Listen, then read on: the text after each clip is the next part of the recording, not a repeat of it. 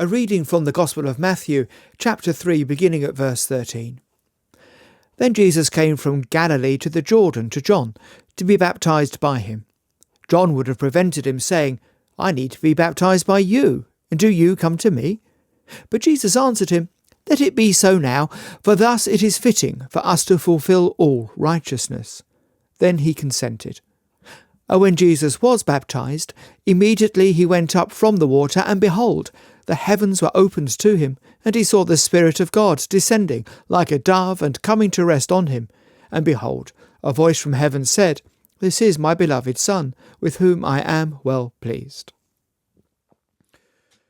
The reading today brings us to the banks of the Jordan, where Jesus approaches John the Baptist. This is quite some scene. You have the Holy One of God, the sinless Son of God, coming not to be cleansed himself in baptism. Why would he need to be? But rather to sanctify the very sacrament, the very practice of baptism itself. John the Baptist himself, seeing the dignity of Jesus before him, was almost overwhelmed. "I need to be baptized by you, and do you come to me?" he cried out. And yet Jesus answered him, "Let it be so now, for thus it is fitting for us to fulfill all righteousness." And notice here the great humility that Jesus has. He who created the heavens and the earth humbles himself beneath the waters of the river Jordan. He who knew no sin submitted himself to a ceremony that was meant for sinners. Here is a lesson for us, a lesson in obedience. If Christ, the eternal Word, could bow to the divine requirement, well then, shall we, the frail and the fallen, resist his commands? The path of righteousness often runs through the waters of self-denial and submission, and here it is that Jesus shows us just that path. But let's not only linger on his humility. Look what happens following his baptism. As he comes up from the water, heaven itself is opened, and the Spirit of God descends like a dove and alights upon him. And a voice is heard declaring, "This is my beloved Son, with whom I am well pleased." Here, you see, is a revelation of the most glorious Trinity itself, in glorious harmony. The Father speaks, the Son is obedient, the Spirit descends. Notice how heaven honours obedience.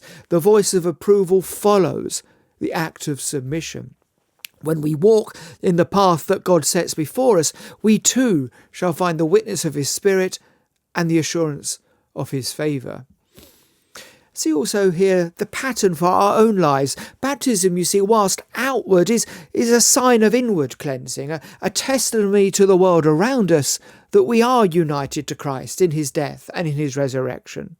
Just as the heavens opened for him, well, so too do the gates of grace open for us and for the penitent soul who follows in Jesus' steps.